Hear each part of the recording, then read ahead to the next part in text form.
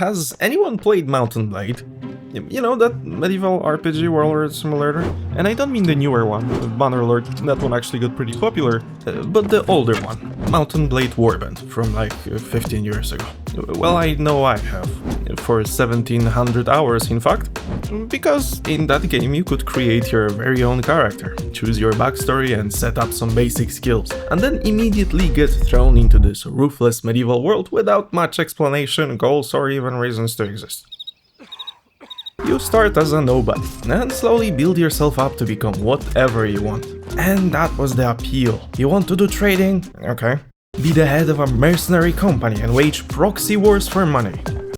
Hell, you could even become a king, claim some lands for yourself, have lords under your command and do king stuff.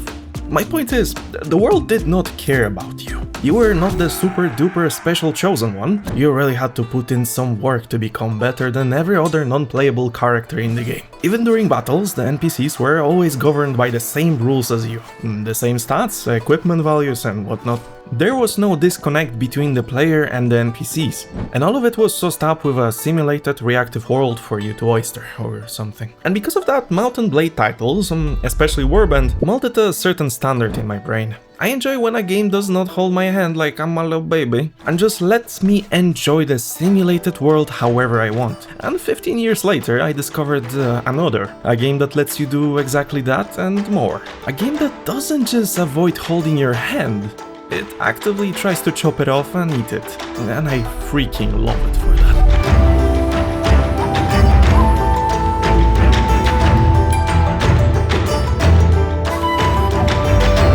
Kenshi is such a wide concept of a game that I have no idea where to even start, so I guess we can do the evergreen timeless classic of script writing.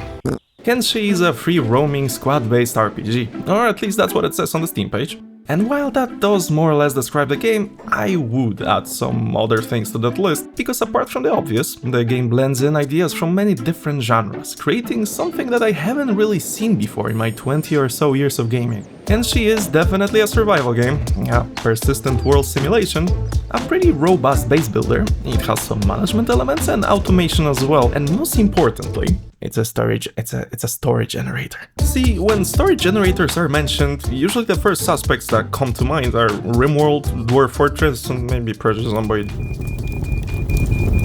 You know, those games where stuff happens, you get attached to the characters and they die or maybe succeed at things sometimes, and you get a very dynamic yet memorable story that is very personal to you. And Kenshi does that too. At the start of the game, we have to make our character. We give him a pretty face, a memorable name, and we get thrown into the deep end immediately. Where are we?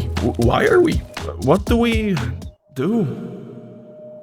See, that's the beauty of Kenshi. We can do whatever, however and whenever we want. And while in most games this is not necessarily a good thing, I mean, it's objectively very daunting and rather confusing when a game just cuts you loose in the first minute with almost no explanation, it works perfectly in Kenshi, because we're now creating a story. And it's only up to us what story it will be. A story of wanderers exploring abandoned ruins of forgotten civilizations, or maybe a story of slaves dropping the chains and creating their own community.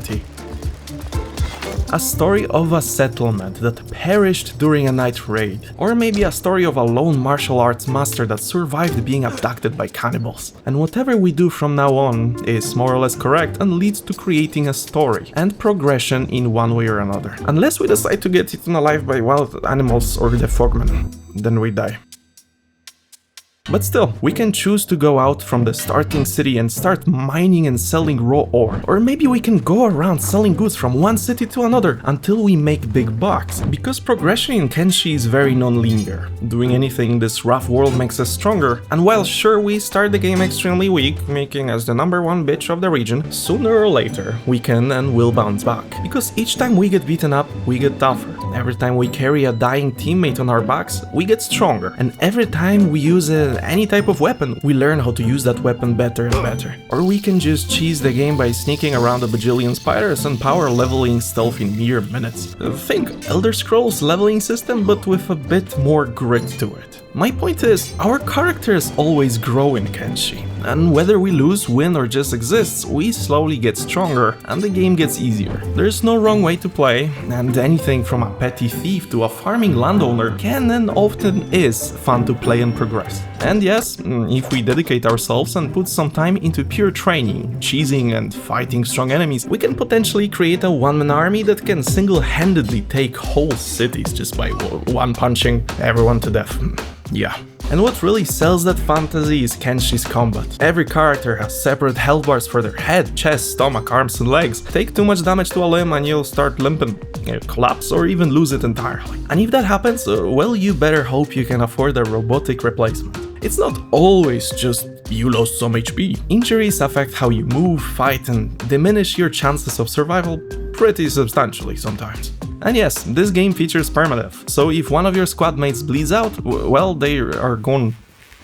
But it's very rimworldy in that way. Sure, you can potentially lose an experienced cook or an amazing katana warrior, but there is always another cheap recruit, another experienced fighter, or another important, non-randomly generated character you can take with you on your adventures. And if we get tired of running around trading, bounty hunting, fighting, we can settle down. And I mean literally, we can build a settlement in any part of the world and slowly turn it into a bustling trade center, a farm, or even a freaking brewery and stuff. Like look, in one of my first settlements, I was mass-producing homemade grog and selling it all across the land via Naruto-running ninja traders. Like what? You can do that? The answer is yes. Yes, you can. Not to mention all the activities that come with managing a village of your own, like bandit raids, pilgrimages, and traders coming in and out. Even automating your colonists, assigning jobs to them, and just watching them work and craft stuff over time. It all depends on your location. Your settlement may have completely different advantages and disadvantages based purely on the world region, flora and fauna, or even the ruling nation of the land you're currently in.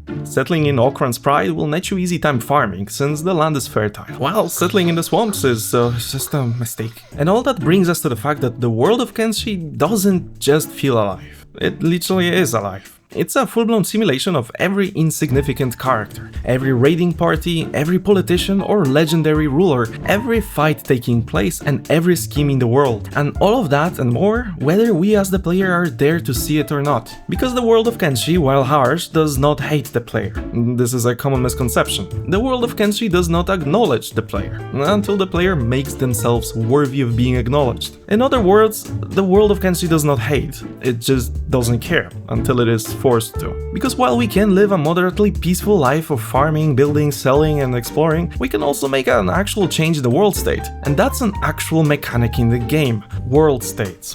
Depending on which major powers are the strongest, which important characters live or die, and who is in charge of what, the state of the world can change. Factions rise and fall, cities and villages can be taken over or completely abandoned. And there are many things we can do to make interesting stuff happen. Like here, I single-handedly defeated all the guards in the city belonging to the Holy Nation. I knocked out and captured the ruler of the city and then physically brought him to the Shek Kingdom, a faction he is currently at war with. And a couple of days later, the Sheks went there and took over the city.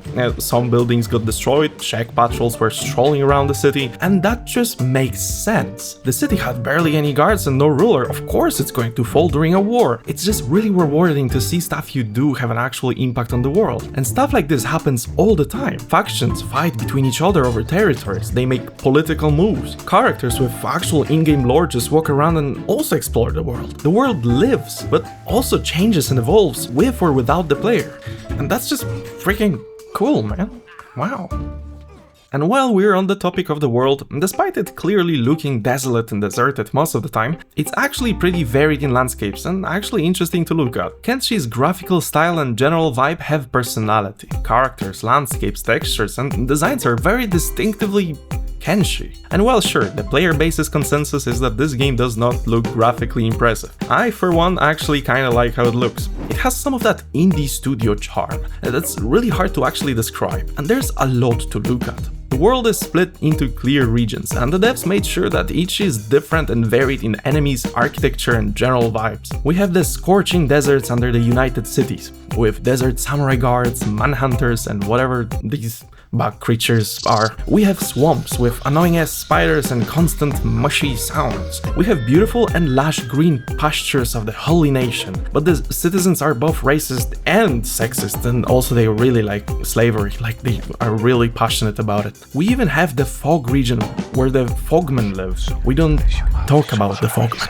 One more thing that absolutely blows me away in Kenshi and is often brought up by the players is how deep, weird and morally grey the factions are. See, most games will have the good guys and the bad guys and maybe like one or two surprise villains or whatever, but Kenshi doesn't really care for that. There are no good guys in Kenshi. Every faction has something awful about them. The Holy Nation? Religious fanatics. Absolute freaking zealots. They think robots are demons, women are inferior, and slavery is totally fine, as long as you're the one doing it, in the name of their god. The Shek Kingdom? Cool, noble warrior race, right? Yeah, until you realize the entire culture is centered around brutal combat, honor to the death, and warmongering. The United Cities. If you're not rich or noble, you're basically garbage. Even the so-called outlaws, like the tech hunters or the shinobi thieves, yeah, they might seem chill at first, but they are just doing what they can to survive in this absolutely miserable world. And that's what makes the world feel so nuanced, so layered. You're not just picking a side, you're aligning yourself with a worldview, often flawed worldview, and hoping it fits with the kind of story you want to tell. Or maybe you can screw it and go full anarchist, burning it all down from the inside.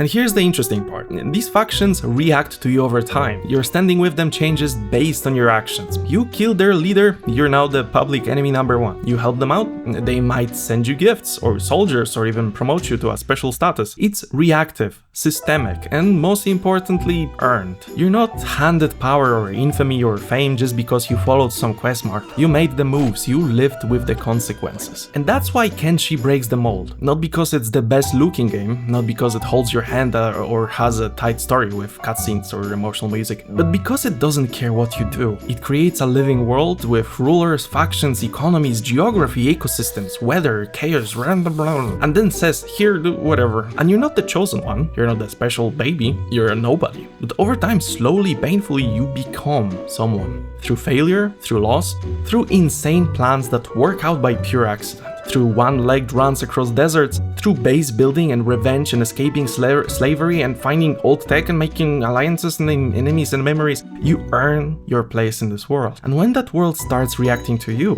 when cities fall, when factions bow and crumble, when your nameless wanderer becomes a legend, it all just clicks. It feels real. Because in Kenshi, nothing is scripted. You write the script yourself. And that's something I wish more games dared to do. So if you're someone who loves freedom, who loves building your own story, who doesn't mind getting kicked in the teeth by the game over and over just to stand up a bit stronger each time, then give Kenshi a try. It's ugly, it's brutal, and most definitely it's slow and weird and junky as hell and buggy and everything, but it's real. And for me, that's more valuable than all the shiny, polished AAA theme parks in the world. Thanks for watching.